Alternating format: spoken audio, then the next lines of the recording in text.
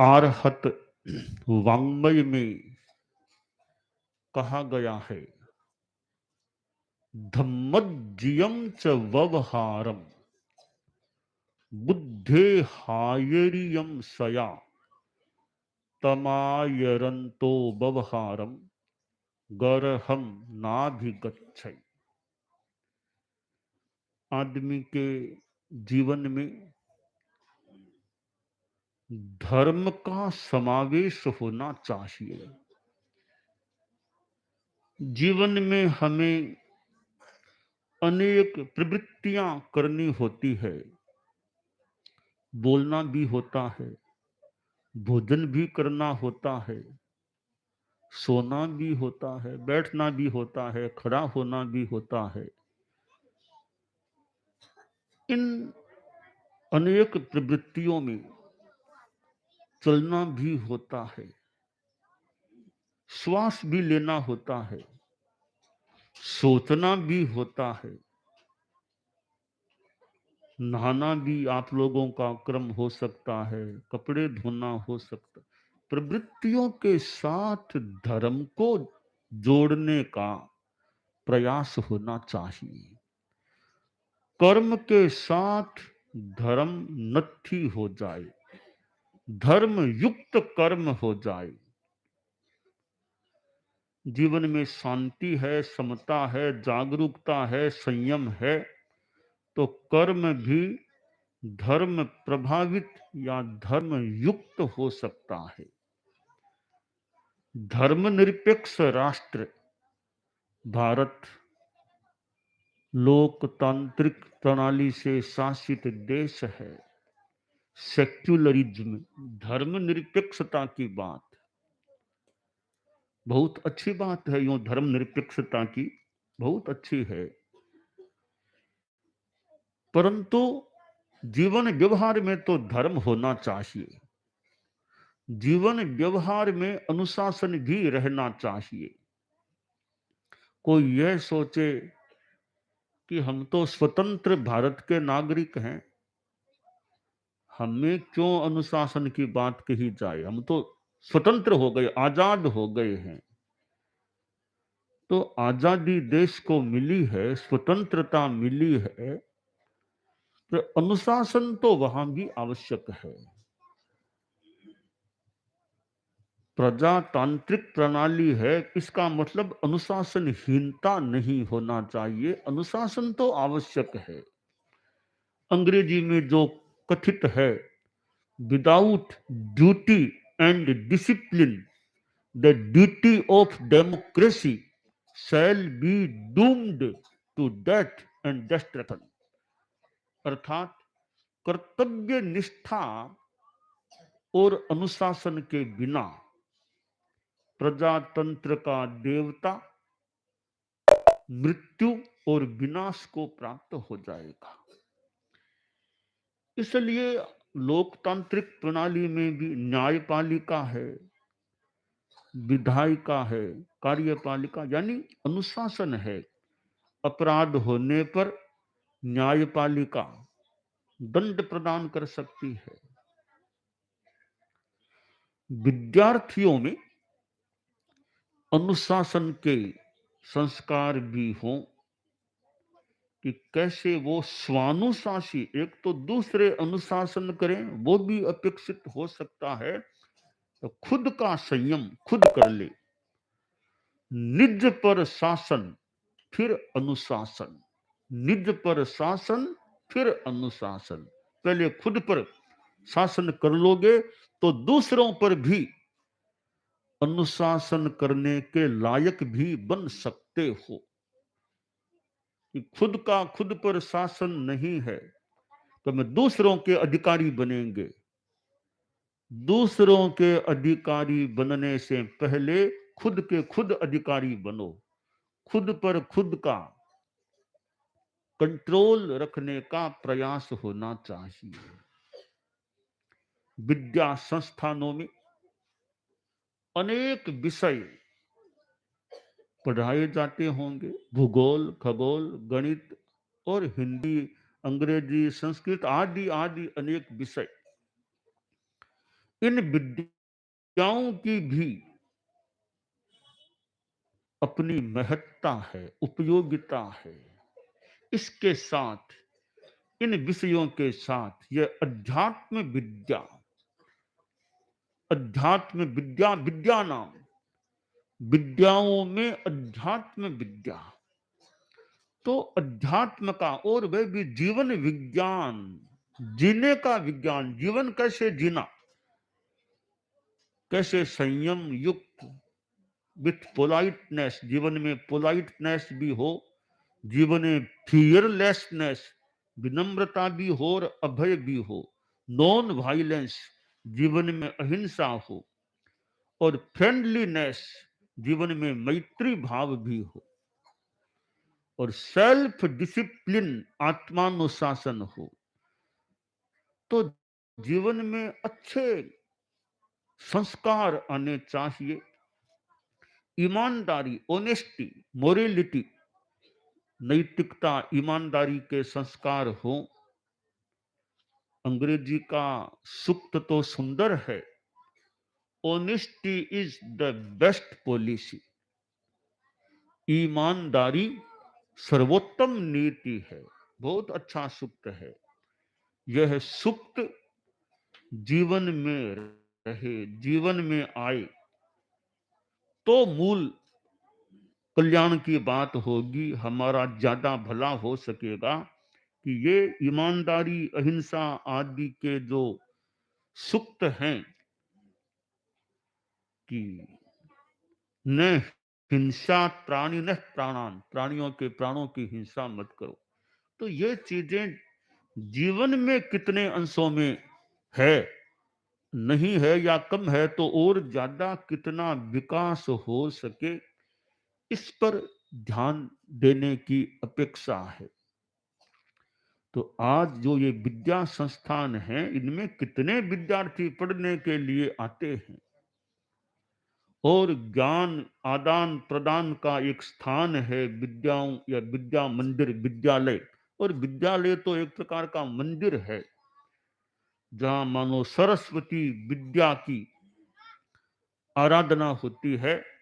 विद्या को देने और लेने का जहां प्रयास हो, तो वो एक प्रकार का मंदिर भी हो सकता है।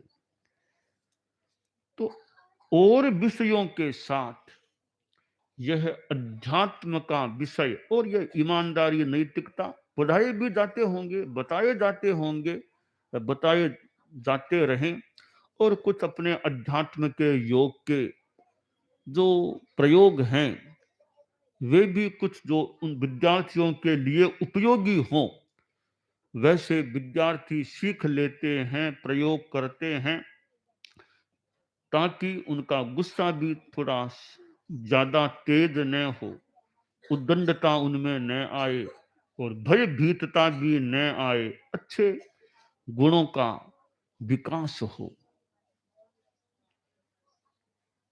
जीवन में विद्यार्थी हैं, कभी विद्यार्थी बच्चे, फिर वो कभी बड़े भी बन सकते हैं। विद्यार्थी बच्चे ही तो कभी बड़े बनते हैं, कोई बड़ा तो आदमी आमतौर से पैदा नहीं होता, बच्चे ही कभी बड़े बनते हैं। वो एक गांव में कोई राजनेता गया, गांव के लोगों से थोड़ा गांव के बारे में जानकारी ले रहा था, साथ में पत्रकार भी था। तो गांव के लोगों से पूछा, जी आपके गांव में कोई बड़ा आदमी पैदा हुआ है क्या? आपके गांव में कोई बड़ा आदमी पैदा हुआ है क्या?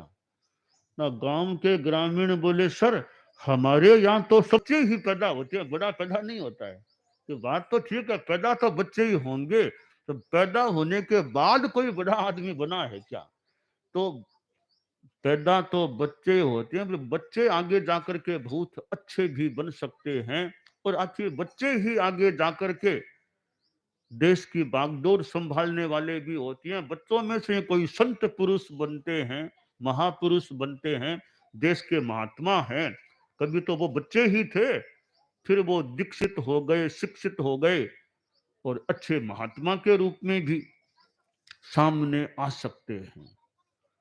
तो विद्यार्थियों में अच्छे संस्कार और अच्छा ज्ञान हो, साथ में शरीर भी उनका ठीक हो, चार प्रकार के विकास विद्यार्थियों के लिए अपेक्षित हो सकते हैं। एक है शारीरिक विकास, ये फिजिकल डेवलपमेंट, शारीरिक विकास। दूसरा इंटेलेक्चुअल डेवलपमेंट, बौद्धिक उनका विकास। ये दो विकास, इनके बाद या इनके साथ मेंटल डेवलपमेंट, मानसिक विकास। और चौथा इमोशनल डेवलपमेंट, भावात्मक विकास। तो अच्छे संस्कार आए। एक बार की बात है, एक गुरुजी थे, तो अपने विद्यालय में वो अकेले ही गुरुजी पढ़ाते थे। कई विषय अकेले ही पढ़ा देते, ज्योतिष पढ़ा देते, संस्कृत पढ़ा देते। तो गांव के बच्चे 50-60 जो बच्चे उनके उस गुरुकुल में आते, गुरुजी अकेले पढ़ाते रहते। 6-7 घंटा जितना वो स्कूल चलता चलता रोज का। गुरुजी और विषय पढ़ाने के साथ साथ ये अध्यात्म, धर्म, ये भी बातें थोड़ी थोड़ी बच्चों को बताते।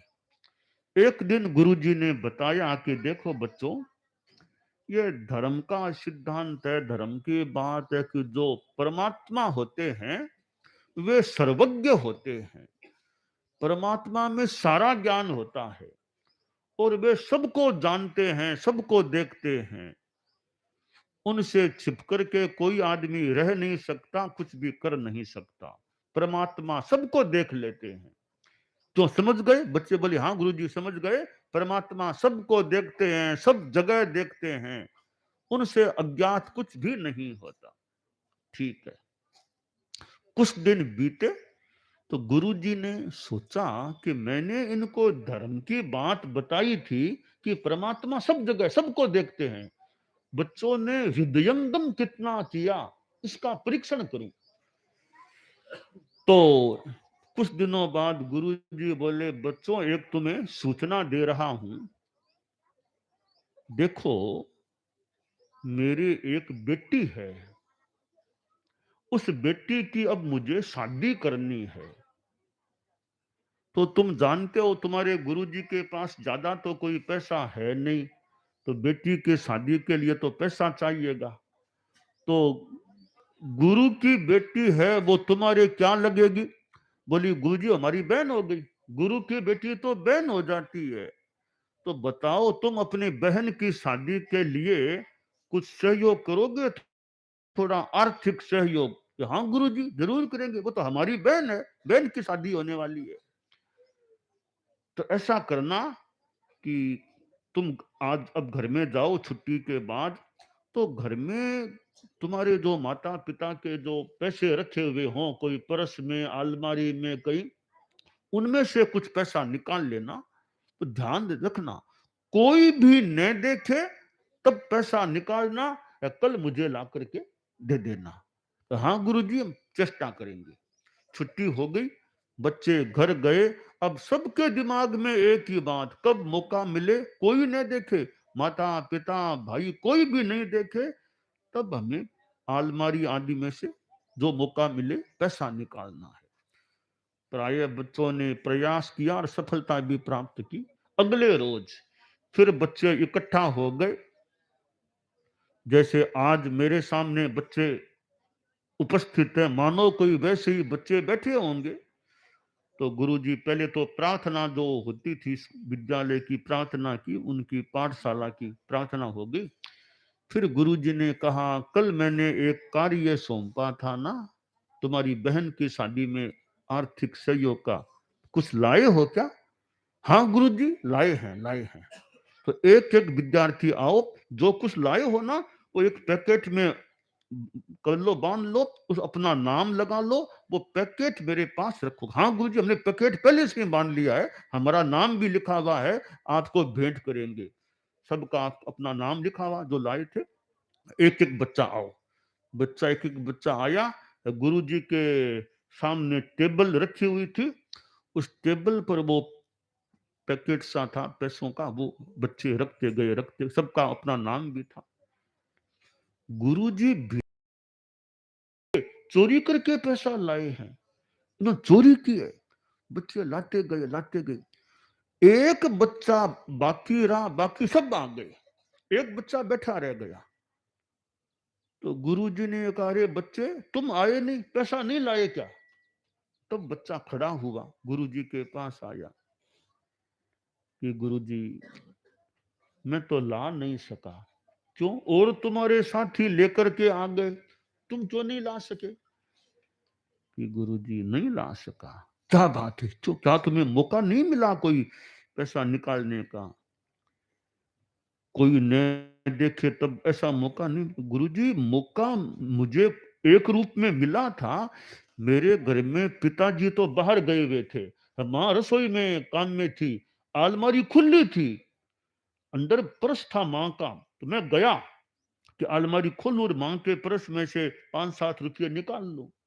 मैं अलमारी खोलने वाला ही था, तब मेरे दिमाग में एक बात आई, रे गुरुजी ने कहा है कोई न देखे तब पैसा निकालना है, ठीक है ना? कोई न देखे, हालांकि माता नहीं है, पिता नहीं है, कमरे में मैं अकेला हूं। तो कई दिनों पहले गुरुजी बोले थे परमात्मा सबको देखते हैं, परमात्मा सब जगह देखते हैं। तो परमात्मा तो देखते ही है ना, तो कोई न देखे तब लाना, यह बात तो हो कैसे सकती है?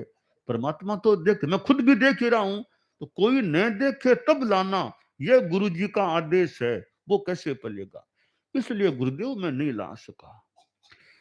गुरु जी का चित्त बहुत संतुष्ट हुआ। इतने बच्चे हैं, एक तो बच्चा मुझे मिला जिसने मेरी बात को अच्छी तरह पकड़ा कि कोई न देखे, परमात्मा सब जगह देखते हैं, तो वो पैसा कैसे निकाला जा सकेगा?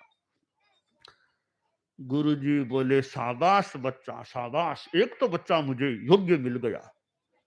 गुरुजी ने और सारे बच्चों से कहा तुम पैसा क्यों लाए? मैंने कहा था ना परमात्मा सब जगह देखते हैं। कि गुरुजी हम तो उस बात पर ध्यान नहीं दिया, हमने हमने सोचा माता पिता नहीं देखे तब लाना है, इसलिए लेके आ गए। कि आओ, जैसे रखा था वापिस अपना पैसा ले जाओ, अपने अपने नाम का पैकेट ले लो। कहा गुरुजी अब इतना कैसे, अब आओ देखो पैकेट ले जाओ बस। पैकेट ले गए बच्चे। गुरुजी बोले देखो मुझे नहीं चाहिए तुम्हारा पैसा, हालांकि शादी तो बेटी की होनी है, आर्थिक सहयोग जैसा होगा वैसा काम चलाऊंगा, तो यह पैसा काम नहीं लूंगा, क्योंकि यह एक प्रकार की तुमने चोरी की है, चोरी का पैसा मुझे नहीं चाहिए। तुम भी ध्यान देना, जिंदगी में चोरी नहीं करना, परमात्मा सब जगह सबको देखते हैं। अब ये बातें हो सकता है विद्यालयों में बताई भी जाती हो सकती हैं। ये संस्कार बच्चों में आए कि ईमानदारी, हमें चोरी नहीं करना, दूसरे की चीज को नहीं लेना। सोने की चीज भी, कोई गोल्डन चीज भी पड़ी हो दूसरे की है, तो चोरी के रूप में वो भी नहीं लेना। विद्यार्थी परीक्षा देते हैं और जैसे तैसे अवैध तरीके से पास होने का प्रयास करें, अंक अच्छे मिल जाएं, अंक पाना ही विद्यार्थी का लक्ष्य नहीं होना चाहिए, पढ़ाई अच्छी होनी चाहिए। अंक तो जैसे तैसे बाई हुक और बाई क्रुक जैसे तैसे मान लो प्राप्त कर लेंगे, पर अंक पाने मात्र से क्या होगा? ज्ञान अच्छा होगा तो विकास हो सकेगा। तो केवल अंक पाना विद्यार्थियों का लक्ष्य न रहे, हमें अपनी योग्यता के आधार पर अंक मिले वो तो मान ले, ठीक है। बिना योग्यता के जैसे तैसे अंक पाने का प्रयास गलत प्रयास हो सकता है। तो विद्यार्थियों में ज्ञान भी बढ़े, अच्छे संस्कार, और भी लोग हैं अपने जीवन में धर्म का समाचरण करते रहें, अहिंसा सत्य आदि आदि का, तो उनका कल्याण हो सकता है।